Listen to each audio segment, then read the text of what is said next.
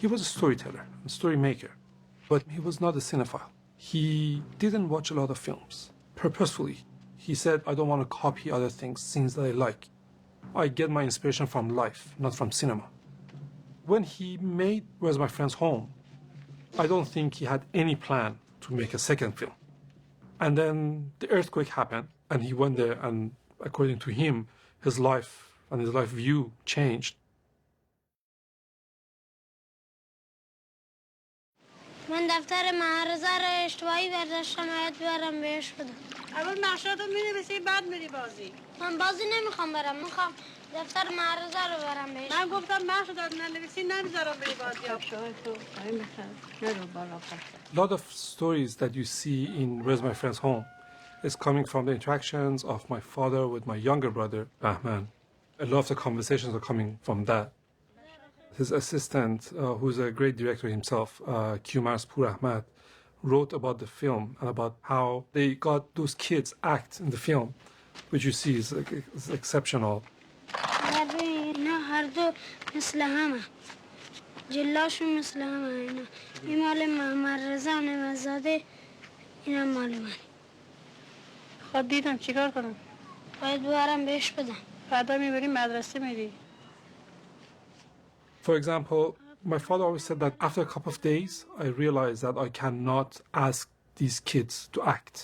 They wouldn't do it. I have to make them do things not as acting, but as a living thing. چند دفعه بهت گفتم مشغول دفترتون بنویسی؟ چند دفعه نعمت زاده؟ انگوشت ده من میبینم بلندتر بگو که همه بشنوم. 3 بار. بلندتر بگو. 3 بار. Like the scene that you see the teacher comes in and throws apart the homework and the kid starts crying. What they did was they took a picture of the kid in a Polaroid style. But my father gave it to him and said, Poor Ahmad, his assistant shouldn't see this. I'm not supposed to give it to you. If he sees this, he's going to take it away from you and he's going to be very upset. So make sure to hide this. I'm going to put it here inside your homework so nobody can see it. And then Poor Ahmad walks in and starts going through the kid's homework and finds this and tells about the photo. Of course, the kid gets emotional about this picture and starts crying.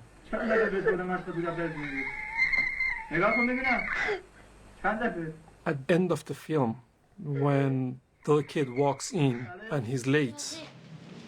چرا دیر اومدی؟ تو که از پشتی نمیاد. چرا آقا؟ از پشتی میاد؟ نه آقا. What he did there was he asks him, is 5 times 6 30? And says, yes, sir. Then the more difficult one, like it's 7 times 9 is 61. No, sir. All throughout the film, he does that. He experimented with reality all the time. Like he was improvising depending on situation all the time. You see him getting better and better in doing this. He did the same thing in Under the Olive Trees with the main character. Tells his philosophy about like rich people should marry poor people. What he did was he told him, don't you think like this, the world would have been a better place if rich people married poor people, literate people married illiterate people? And says, yes, maybe. And then at night he tells one of the people in the crew, says, so Hossein had a very interesting idea. So like, which idea? I said, what you told me. I said, what? So he told me like rich people should marry poor people. And he is like, I didn't tell you anything. It doesn't matter, just tell him the story. So he tells the story. And then the next day he tells like the director of photography that Hossein has a great idea, very interesting idea. And this time Hossein knows what he's talking about. So he tells the story again. He does that 5-6 times.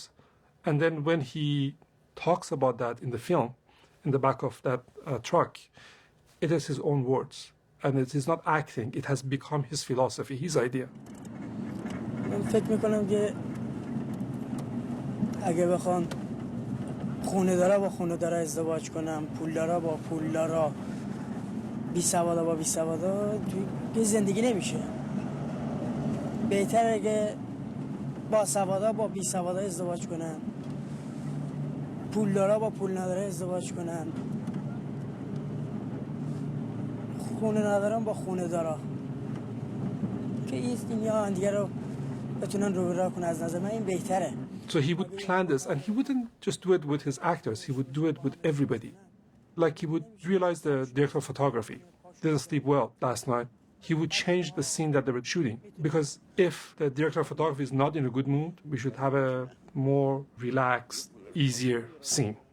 So he would improvise things all the time. Even the story of the film. In The Wind Will Carry Us, he was very upset with the crew because they were sleeping in the morning, and he would wake up very early in the morning and he had to wait for them. So he decided while there that he would cut the whole crew out of the film. So you never see the crew, you only hear the voices. He improvised all the time, not just with his actors, but his whole crew. Because he used non-actors, and usually local people, like the kids in Where's My Friend's Home, or Sabzian in Close-Up. But they would have an opportunity to step out of their normal life, act in a film, and then go back there. And then balancing that was a very difficult thing to do. We had this conversation many times that what's the best way? They're not actors. This is not their life. How should I keep the balance? What can I do to make the life easy for them afterwards?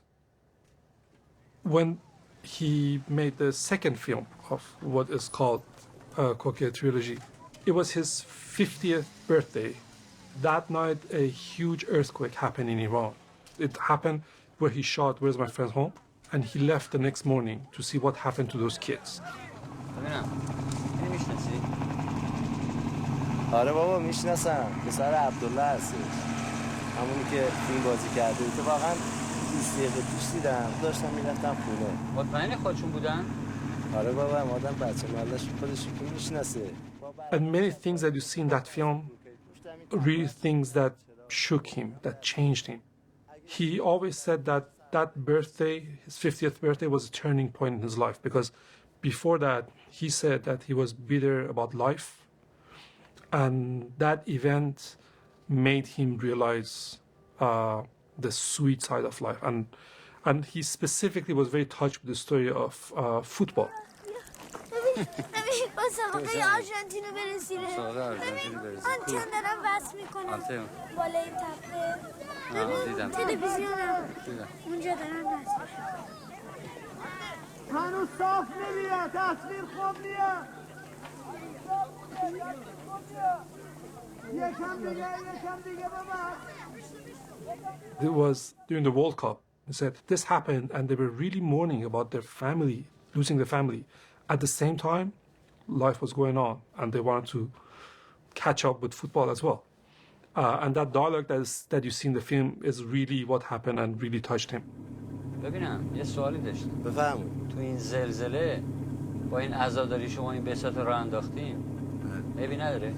والا خب عزادار که خودم خواهر کوچیک خودم از دست دادم 3 تا خواهر بچه‌م از دست دادم والا خب چیکار کنیم هر 4 سال یه بار فوتبال اونم به هر حال باید زندگی دیگه باید زلزله هم تماشا کنیم هر 40 سال یه باره خب دیگه چیکار کنیم کار خداه.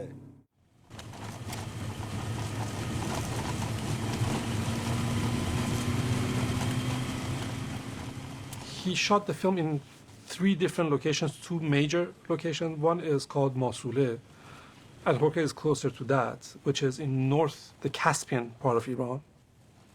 And then another one is where you see the olive trees and all that. So there are 2 different locations that are hundreds of kilometers apart from each other. But the earthquake happened where the olive trees were. Most of my father's films are coming from his own experience and his own very personal view. He was all for simplicity. He didn't want to manipulate people's emotions. He said, when you are in a living room, there's so many things that you can distract yourself. You can eat things, you can walk, it could be TV and all that. When you sit in the car with somebody, there's nothing else. It's just you and that person. If you love each other, you can get closer than a certain level. If you hate each other, you can't leave. You have to make it work in this box that you're sitting. He loved having conversations in the car. You know, it's famous that some people, they like to walk when they want to have a serious conversation. He loved to drive, to have a conversation. I don't know Where's My Friend's Home, the story came from. He wrote the script with Ibrahim Furuzesh. And Fuzesh told me the part that the old man gets tired and they go to that little thing for him to wash his face. And then there's a little flower there. He picks it and gives it to the child, puts him in his homework.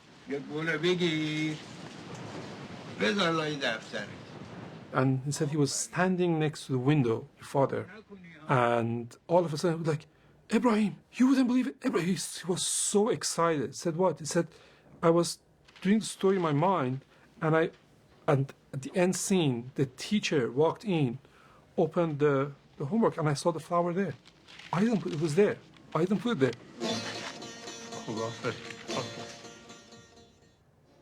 The first film that got international recognition and prizes was Where's My Friend's Home?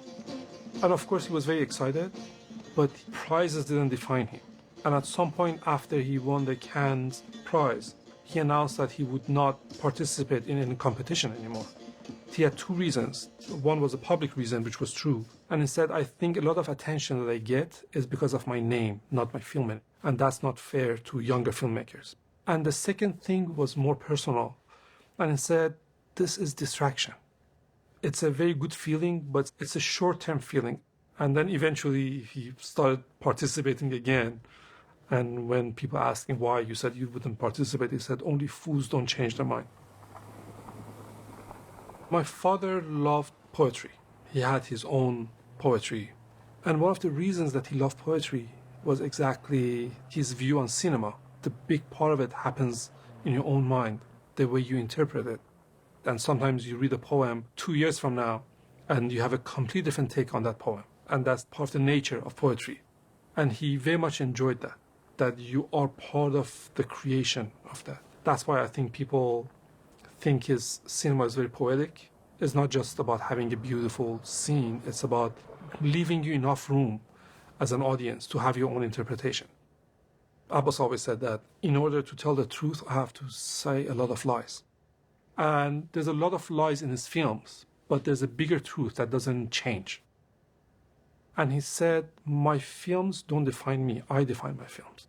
He even said that I'm not a filmmaker. Filmmaking is one of the ways in which I express myself, but I have different ways of expressing myself.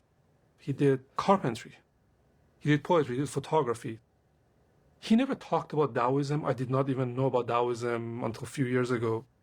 But now that I know about Taoism, I think he was, to the core, he was a Taoist, because he never resisted things. Like Taste of Cherry, the last scene was damaged in the labs twice, but he never complained. He said, what can I do to make this work now? And he did that with everything.